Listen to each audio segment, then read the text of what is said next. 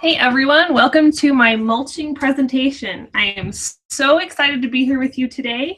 I am honored to be a part of this summit. What a fantastic cause. I can't think of anything better than to be sharing information and educating people on how to grow more of their own food. This is a topic that's very near and dear to my heart. And so I am so excited with the information I'm going to be sharing with you today. So I'm Jill Winger. I am the blogger behind theprairiehomestead.com.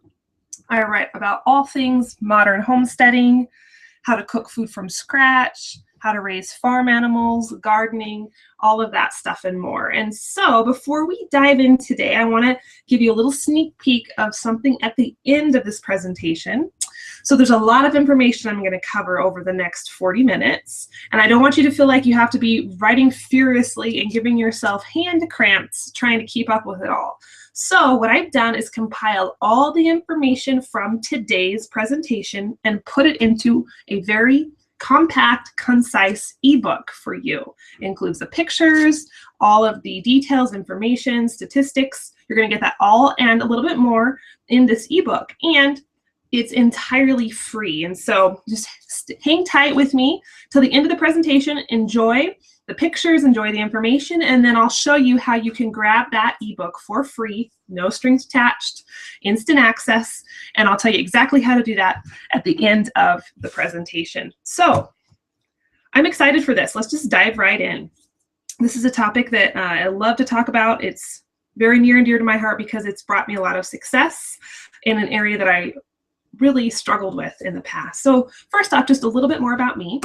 This is my family. I have two children, a girl and a boy. My husband and I live near Chugwater, Wyoming. It's southeast Wyoming, and it's very rural, very isolated.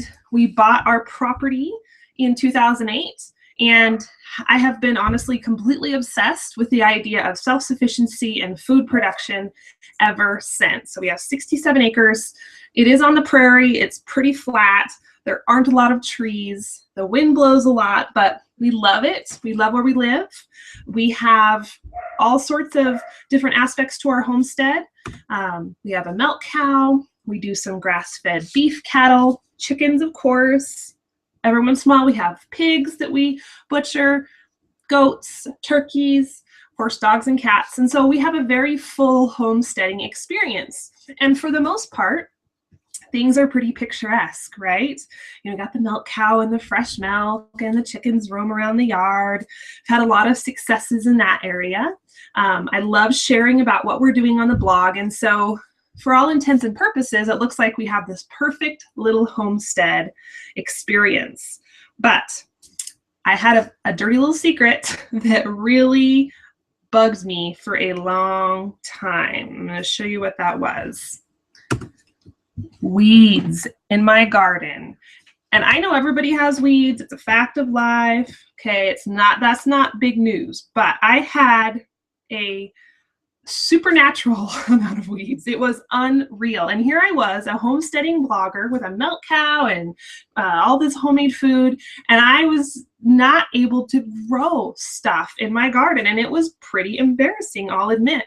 So when we bought our homestead, we had created this garden plot out of nothing, and it went on pretty good. We tilled it and worked some compost into the soil, and things were okay. My first year or two, I had a decent yield. And then I made a huge, huge mistake. We had a year of drought, and my manure pile apparently did not get enough moisture, and so it didn't compost adequately. But I was still putting manure in it, and I was still using manure, and there was some hay in there, and it never got hot enough to kill any weed seeds or things like that. And I put that unfinished compost on my garden and tilled it in, happy as a clam, didn't think anything of it, and this is what happened that spring. It was a literal carpet of weeds. You know, like I said, I know everybody has weeds, but this was unbelievable. I couldn't keep up with it. I would plant my seedlings. We'd till it, and it would look all pretty and clean. And I would plant my seedlings, and before they even had a chance to get out of the ground, the weeds were smothering them. I have 2 small children and a lot of animals and a home-based business. And so I was out there like 2 hours a day trying to keep up, but I just couldn't devote basically all day long to weeding the garden. And, I'd weed one section, give it a few days, and I'd go back and it'd already be filled in. So it was a mistake. I knew I had made the mistake, but I was at the point where I didn't know how to fix it. That year where I took this picture, you can see these are all weeds. I had a carpet of grass seed and weed seeds. It was a thick, lush carpet of weeds. This year I actually ended up giving up on my garden in July. And for anyone that knows me, I do not give up easily. I am almost obnoxious in how I stick with things. And so for me to give up on the garden, it was bad. And it was really depressing. Well, my friends were talking about their yields and how much they were producing and giving away zucchini. And here I was with my weed carpet and really stuck. I had people suggest that I spray Roundup on my garden. I really didn't want to do that because I try to keep things organic. I had people make suggestions with chemicals and things, and I just wasn't ready to do that. But I knew that what I was doing was not going to work. And the next year we had a repeat of the same scenario. The carpet came back and I ended up quitting around July, and I was really frustrated and thinking maybe I should just stick with milk cows for my homesteading adventures and leave the gardening to someone else. So then something happened that really changed my perspective. It was a light bulb moment. My grandfather had passed away a few years prior, and part of the things he left to me were a stack of musty old books. He had explored some of the back to the land stuff back in the 70s, and so he had amassed these books. And a lot of them looked old and outdated and they smelled funky. And so I was thankful to get them because they reminded me of him. But honestly, I kind of just stuck them in my basement in the corner and forgot they existed. Until my complete desperation drove me to the internet. And I began to research different gardening methods that were more on the alternative side, because let's face it, the whole traditional route just was not working for me anymore. So this name, Ruth Stout, began to pop up on the internet over and over again. I decided I had to have her book. It looked like her method was something that would work for me, or at least it was worth a try. And I began to look all over the internet for a copy, and it was kind of difficult to find them because a lot of the editions were out of print. And then I realized that that exact same book I was looking for was in the stack of books from my grandfather's estate in my basement. So I pulled it out and started reading it, and I felt an instant sense of relief because I knew I had at least a plan moving forward. So the No Work Garden book was originally written in 1971. So it's an older book, but Ruth's methods are still really widely respected to this day. Ruth was really revolutionary in her time, and a lot of the conventional gardening gurus really kind of hammered on her for her unorthodox method. She writes in her book about people from universities or gardening experts coming over just to kind of see what she was doing or taking little jabs at her, and she always proved them wrong. She always proved them that her method would work, even though it was totally unorthodox and against the grain of what anyone was doing at that point in time. Ruth is really sassy in her writing style, and so I was instantly drawn to that, and I decided I was going to try this method for my upcoming gardening season. I had been curious about the whole concept of mulch for a while, but, and I'd done it in smaller applications, like maybe putting down a few pieces of newspaper around a plant or putting a little bit of shavings or leaves around something, but I had never considered doing it on such a mass scale. And so it was a little bit scary to dive in. And honestly, when we started telling people what we were doing, our local friends and neighbors, they were asking about our garden, and I told them my plan. They told us we were absolutely insane. And so that, of course, really helped my confidence, but I decided to do it anyway and really started dreaming about big mountains of hay mulch and endless baskets of vegetables. So I'm going to start off by saying there's lots of different schools of thought on how to mulch, and there's tons and tons of different techniques. I really don't think there's any one right way, and I think it does depend on a variety of factors such as soil and climate and your ability to adjust accordingly. But here is how we converted our traditional garden to a deep mulch garden that first year. So first things first, we tilled our plot. So you can say I don't have a huge plot. It's a decent size, but it's not monstrous. We tilled our plot, hopefully one last time. We had to do this because the weeds were waist high from the previous year. And it was a carpet. It was a thick mat of weeds, basically sod in my garden. So we tilled that one last time. I put a little more compost on it. And then I did the scary part. My husband brought our tractor over with a huge round bale of hay. These are the bales we put in the feeders for our horses and cows. And this was a bale in particular that was a little musty and old, and that we didn't really want to feed it to our animals, but it's perfect for mulching. He held the bale over the garden, and I forked it out and spread it all over in a deep layer. I'm talking 8 to 10 inches thick over the entire garden. And so you can see in this picture what it looked like when I was all done. There's my daughter in there. She thought it was great because it was so deep. And so the first day I got done, and my husband looked at me, and I think he officially thought I was off my rocker, and I kind of thought I was too, because it felt really bizarre to have this beautiful freshly tilled soil and to end up putting this crazy big layer of hay on top. But I decided to proceed forward, and we went from there. After it settled a day or two, and I was really surprised how much it did settle down. I wouldn't call it packing down, but it just settled, and so it was such a big fluffy layer at first, and it condensed down considerably to just a couple inches. So after I let it settle, I decided where I wanted to put my rows, and I parted the hay in those areas, kind of parting of the Red Sea, parting of the hay type of deal, okay? And I left an exposed strip of dirt in those areas. When it was time to plant, I planted my seeds directly in the dirt, just like I normally would. So I wasn't planting them in the hay. I was digging back down to the dirt, planting the seeds in the dirt, just like normal, and leaving it.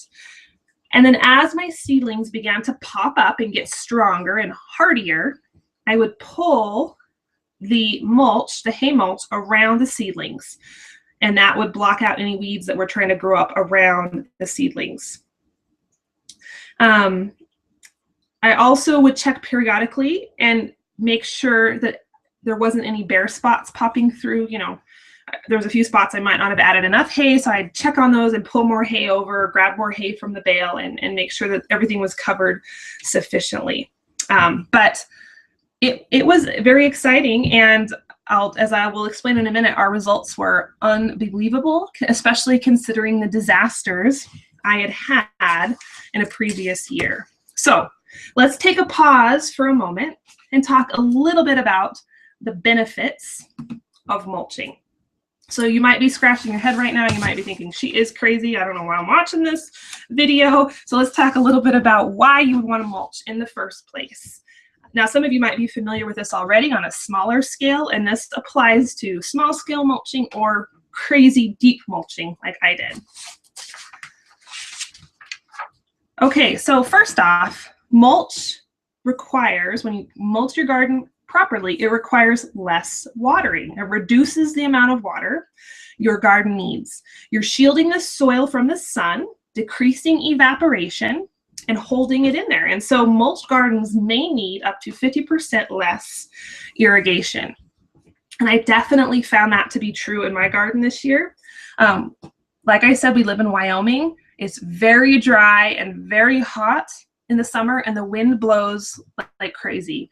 And so in years prior, sometimes I would water twice a day, and my plants would still wither midday because the wind would suck the moisture out of the ground and just batter them. And it was a huge struggle to water. I spent so much time moving sprinklers, and it was a huge hassle and my plants were still struggling. This year, with my mulch in place, I watered around twice a week, which was pretty crazy considering what I was doing in years prior. The plants did not wilt like they did previously. The soil was almost always moist. When I'd lift up the hay or poke my finger down into the hay, I could feel the moist soil. And so it saved me a ton of water and a ton of work and having to move sprinklers and things like that. So that was one of the first reasons I fell in love with it. And the second reason I fell in love with it was because it's a weed barrier. Like, thank you. We have a weed barrier finally. And it got rid of my carpet. It got rid of the crazy weeds I couldn't control previously. And it just smothered those weeds right out. Now, did I still have to deal with weeds on occasion? Sure. If part of the mulch was becoming thin, or if it got pushed aside and bare dirt was exposed, then a few weeds would pop up. But the good news is they were small, they were weak, they were easy to catch when they were young, and I could just pull the hay back over them and smother them out, and it was that easy. It also can help reduce soil compaction because you have that layer on top. And this is the cool thing, it increases organic matter in the soil. And so Ruth's method is to add layer after layer on each year. So you're really creating a no-till environment. And as those first layers of hay decompose into the soil, you end up increasing organic matter and kind of have your own compost action or layers happening right there in your garden without having to add more in. And so that to me is a huge benefit. Some people, you know, think about using plastic or fabric for their mulch or for their cover. And the reason I would not use those is just because I like to have that built-in organic matter system happening right there. Okay, and then my favorite, of course, on the list, just less work and time. I think I spent just a few minutes a day, maybe 10 to 15 minutes a day out in my garden, checking mulch, mostly just admiring my vegetables, which I've never got to do before because usually I go out there and start sweating and worrying because I'm so behind on the weeds and things. And so I'd go out there and make sure the mulch was in place and maybe pick a weed or two, or, you know, set the sprinkler up, and that was it. It was very, very little work for me, which is very beneficial because I have such a busy schedule. And I still was able to reap all the benefits of a large, successful garden. And, you know, if you love spending time in your garden, I do too. I just don't have a lot of time to do that. You can just spend your time out there enjoying it rather than on your hands and knees the entire time trying to pick those little tiny weeds out of the rows. Okay, types of mulch. This is a topic that a lot of people, this is where people get hung up on. What type of mulch do you use? Now, there's a lot of different options, and there's lots of room to experiment. So it's going to be different for each person in each climate, in each situation. Just keep in mind that you're going to need a lot of whatever mulch you decide to use, like a lot, okay? We're going to talk a little bit more about that in a minute, but you're going to need it in large quantities. So my favorite option is hay, and this is the option that Ruth really used in her book. I like it because it's very easy to find old moldy hay in our area, and moldy hay is fine. You don't have to have fresh green hay. Old stale moldy hay is perfect for your mulch. It's very easy to find. It's fairly inexpensive. Sometimes people even give it to you if they don't want to feed it to their animals. And so it's very accessible to me in large quantities. You can also use straw. I didn't use straw just because it's a little more difficult to source in my area, but it's a possibility for sure. You can use old leaves or grass clippings. Now, my two caveats with these are, it's hard to get grass clippings in large enough quantities. You know, you're going to need a truckload of grass clippings, and usually you just get them in little bits at a time from your lawnmower. The other thing you want to be careful with grass clippings is make sure they are not coming from lawns that have been sprayed with herbicides or pesticides, because that can affect your growing plants. If you do decide to use the grass clippings, and also make sure you're letting them dry in thin layers before you put them on your garden as mulch, because they do carry a lot of moisture and can cause issues in that way. Another type of mulch that's very popular is sawdust or wood chips. There's all different types of wood chips you can get. Some people work with local tree trimming companies and make deals where they take the chipped trees or have them delivered to their house. That's a possibility. I chose to steer away from the wood chips, number one, because there aren't a lot of trees in southeast Wyoming and it's hard to find wood chips. And number two, sometimes, depending on your soil, depending on your situation, you can run into some issues as the wood decomposes, and it can offset the balance of nutrients in the soil and cause some issues. And so I had experimented a little in the past with some different wood methods, and I didn't have good results. And so I decided it'd probably be good for my first couple tries to steer away from the wood chips. Now, one thing with wood chips, never till them into your soil. Even if you do decide to use them, only put them on top, never ever till them in, because the decomposing wood can prevent your seeds from germinating, and that would be a disaster, and you'd have to bring in new topsoil. So just don't do that. Make sure you only ever put wood chips on top and go from there. And then lastly, like I mentioned a few minutes ago, you can use plastic or fabric weed barriers, but the main reason I don't use those is because they don't decompose. I want something that's going to add organic matter and nutrients to my soil and really feed it as it breaks down. And plastic or fabric don't do that. They just break down over a period of time. You got to rip them all up, dig them all out, and then do it all over again. So I just prefer to stick with the organic matter.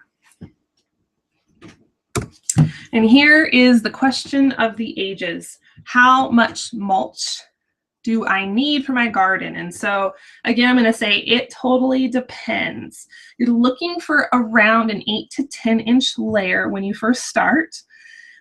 According to Ruth in her book, now this is her recommendation, a minimum of 25 bales of hay or straw that average 50 pounds each is sufficient for a 50 by 50 foot plot, or that's roughly a ½ ton of loose hay. So for our garden, which I showed you in that picture, it's not huge, but it's considerable. We use around a little over half of that big round bale, and that covered our garden plenty. And then I had some left over as I needed to add on a little bit more during the summer. And so remember, you're just going to need a lot. If you're going to use leaves or grass clippings, you're going to need a big truckload of those in order to cover it sufficiently if you have a large garden. Obviously, if you have a small boxes or beds, you can go with the smaller amounts and be just fine. But remember, the magic of this method comes with the amount of mulch. A thin layer over the top isn't going to do you any good. So there's my garden. There it was around, early to midsummer. You can see I have potatoes up here in the front, plenty of onions. I had some kohlrabi and beets, and it was a blast. And before the seedlings really got mature, it looked a little funny to have these big rows of hay in between the vegetables, but I thought it was beautiful. Once the plant started to pop up and you would just see the hay layer and the green seedlings, and it was gorgeous, I thought. And really, my daily tasks were really 3 things. I just checked the mulch to make sure it hadn't scooted over the top of any seedlings. This isn't really as much of an issue as the seedlings get bigger, but when they're just little tiny baby seedlings and they're pretty fragile, just make sure that the wind doesn't actually accidentally blow the hay over the top of them. One note on wind. This was a concern of mine. Southeast Wyoming is one of the windiest places in the country, specifically right where we live. We live in a corridor where the winds can get to 60 to 70 miles an hour or more sometimes. It's brutal. So I was really concerned I was going to put all my hay on my garden one day and come out and it was all going to be blown over to Nebraska. And it didn't happen. And my husband was actually surprised because he was for sure I was going to be hayless after our first windstorm. And what I really attribute that to was that big tall layer of 8 to 10 inches. Like I said, it matted down and compressed after a while, and it kind of held itself down. And so if we had a pretty severe windstorm and I'd go out, I might have a few spots where the hay had kind of been shoved up against some of the seedlings, but I was amazed at how little I had to adjust the layers. Okay, so that was my first task was checking the mulch, make sure it's in place. Number 2, watering is needed. I would just shove my fingers under the hay and touch the dirt to see how moist it was. Again, I only watered around 2 times per week, which is pretty impressive for Wyoming. And then the third thing I did was, if there are weeds popping up, there won't be many of them if you do your mulch right, but if there are a few popping up, you can either pluck them or just cover them with more mulch and smother them out. And it's as easy as that, seriously. Pretty exciting, huh?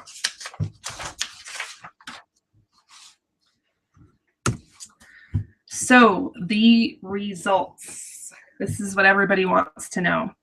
I kicking myself, I didn't write down my exact yields, but I had fantastic amounts of vegetables from my very, not huge garden plot. I planted a couple rows of, ended up feeding us through much of the fall and into the winter. everything I planted basically thrived. The beets, the kohlrabi, the squash, the tomatoes went nuts. I've never had a tomato year like that. They loved the mulch. The carrots did wonderfully, the beans, the pumpkins. It was fantastic. We had more vegetables than we can eat. The plants produced for a longer period than they normally do, as long as the frost would allow them. We had an early frost that year. And my time, which I feel like is my most valuable resource, was so much better spent this year. It was spent on enjoying my garden, hanging out with my kids in the garden, and not furiously weeding on my hands and knees. So for me, I feel like it was a win-win in both aspects, both in amount of vegetables produced and saving me time, which is so valuable to me. So I loved it. I am officially a mulch convert.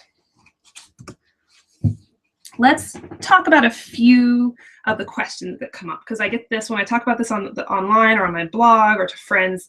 These are some of the first things that I hear come up, and these are legitimate concerns. These are some of the things I wondered. So let's work through these so we have a plan.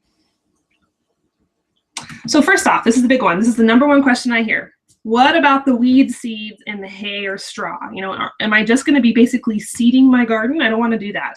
And that was my concern as well, since I had so foolishly seeded my garden accidentally that year with my unfinished compost. But according to Ruth and according to my own experience, this does not happen as long as your mulch layer is thick enough. So if you're doing a scant mulch layer, you will have problems with the weed seeds. But I had literally no weed seeds from the ground or from my hay. Had no issues with that because the layer is thick enough to smother them out. If you are finding yourself having trouble with weeds in your mulch garden, it's likely because your mulch layer is not thick enough. So you need to add more, and you'll usually find that will fix that problem. Okay. Do I plant in the mulch? No, you're going to plant just like you always do. Spread the mulch apart and plant right directly in the dirt. Just part and plant and you'll be good to go. Okay, this one is one I hear a lot as well. 8 to 10 inches is a lot of hay or mulching material. Do I really need that much? Can I use less? Well, like I said, when I first spread my hay, I was a little bit alarmed at how bulky it looked. I'm thinking this is like going to be a mountain between my vegetables, and I don't know how this is going to work. But within that 24-hour, 48-hour time frame, it settled considerably and continued to settle over time.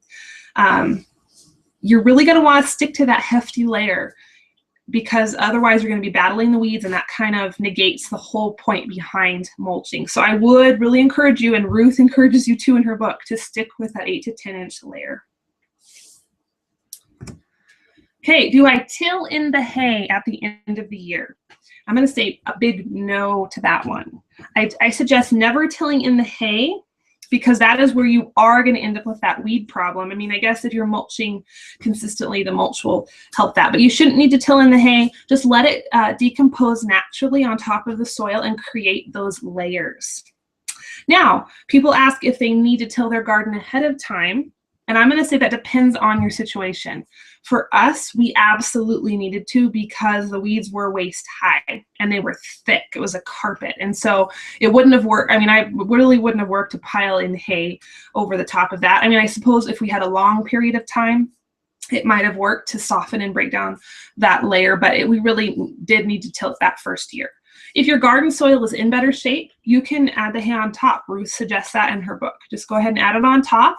You can do it as soon as you like. You don't have to wait till gardening season or, you know, in spring. You can do it now. If it's fall or if it's summer or you're just wrapping up your garden or wintertime, start layering it now. Let the organic matter start doing its thing and creating all those good layers in your garden.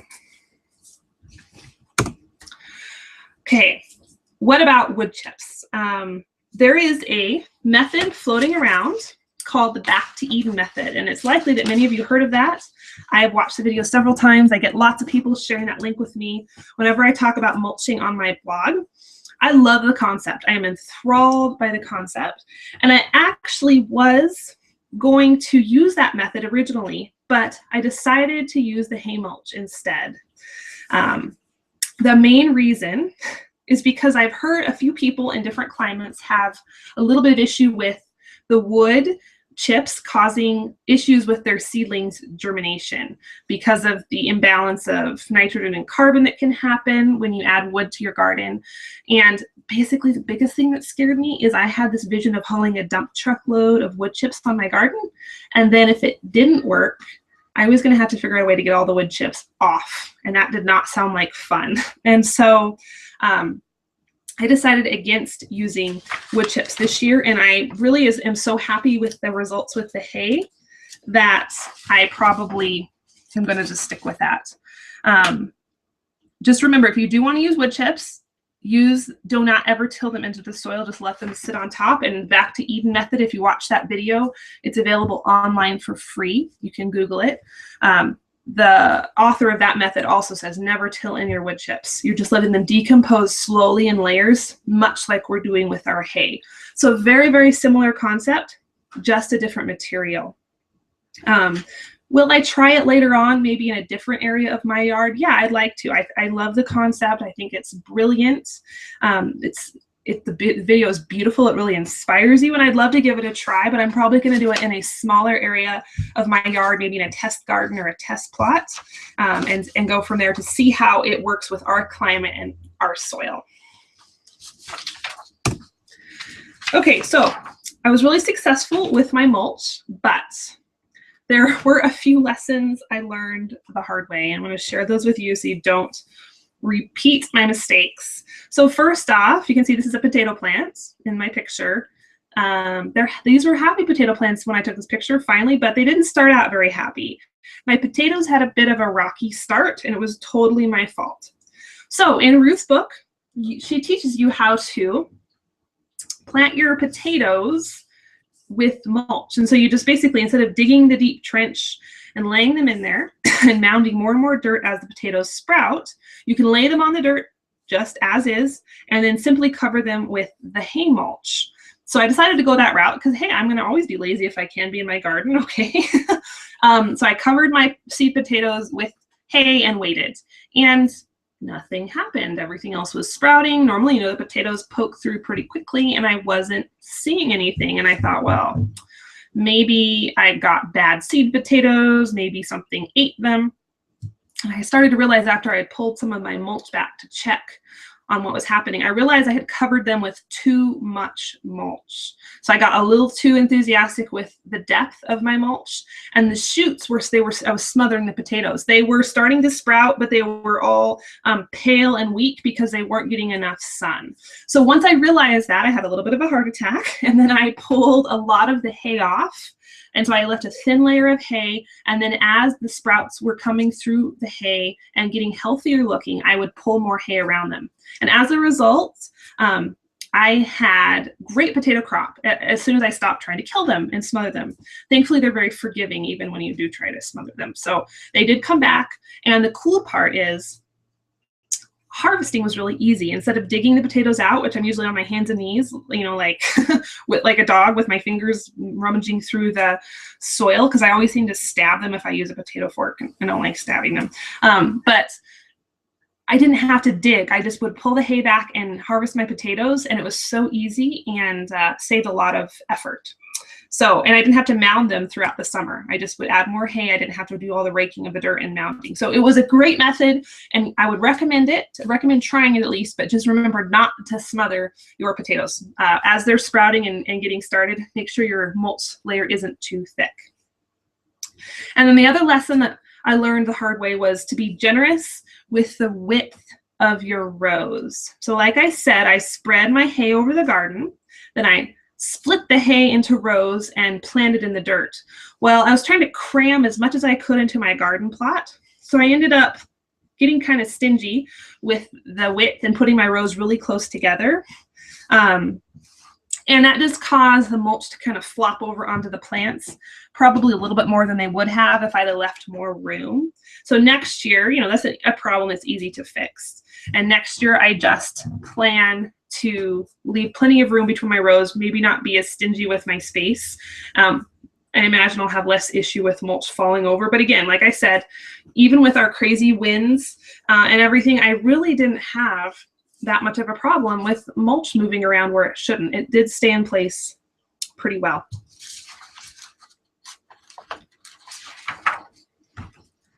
So guys, that is my experience with the mulch method, and I hope that was inspiring to you. And I want to tell you right now how to get your free ebook. It's going to have everything that I talked about today. All of the pictures, all the information, all of the details, all, you know, the types of mulch, the benefits of mulch, how much mulch to use. It's all in this ebook. It's totally free. There's no strings attached. All you need to do is just go to www.theprairiehomestead.com/subscribe. Go there, you can enter your email address, and then as soon as you confirm your subscription, you're going to get the ebook delivered to you right in your inbox, and you can download it and save it to your computer. I'm fine if you want to print it off. It's only about 15 pages, and I think you'll find that helpful, and it'll save you time from having to go back and take notes on this presentation. You'll also get a complimentary subscription to my Homestead Toolbox newsletter when you subscribe. That's only going to come once a week. I do not harass your inbox. I do not share your information. There's no spam. And the Homestead Toolbox newsletter is just a weekly collection of tips that are usable and actionable to help you in your homesteading ventures, whether you're doing gardening or animals, or you're just trying to learn how to cook from scratch, grow your own food. I think you're going to find those tips really helpful. And that'll be coming to you once a week, every Wednesday, after you grab your ebook. So I hope you take advantage of that. I had a blast putting that together, and it's my gift to you. So I have really fallen in love with gardening all over again, thanks to mulch. It's really, I consider deep mulching the best thing to ever happen to my garden. I'm never going to go back to the bare dirt method. I don't ever see that happening. I'm really sold on this, and I am already scheming out my hay supply for future years, so I know that I have plenty to keep me going. Deep mulch has allowed me to have that satisfaction that comes from growing your own food. I know you guys have felt that, or you want to feel that because you're listening to this amazing summit, but it allows me that satisfaction, and I didn't have to have my garden completely take over my life in the process.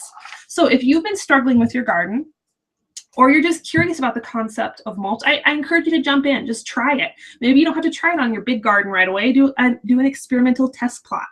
And the most important thing you can do when you start your mulch gardening is just to remember to relax, okay? I don't want you to overthink it. I don't want you to sweat it. Just relax and enjoy it. I watched an old video on YouTube of Ruth Stout in her garden. It's an old video. It's fuzzy and shaky. It was a documentary done on her back in the day, but I love it. She's so relaxed in her garden. She's tossing seeds and she's tossing hay, and she's not overthinking it, and she's not getting overly scientific. And she had a fantastic yield, and she enjoyed every minute of it. So I aim to follow her example. Don't sweat the details. And remember, there are very, very few black and white rules when it comes to gardening. So research, experiment like crazy, and be adventurous. And I think the results just might surprise you. So go forth and mulch. Thank you guys so much for hanging out with me today. I had a blast sharing my garden with you. And I wish you all the best of success as you grow your own food and work towards self-sufficiency. Thanks, guys.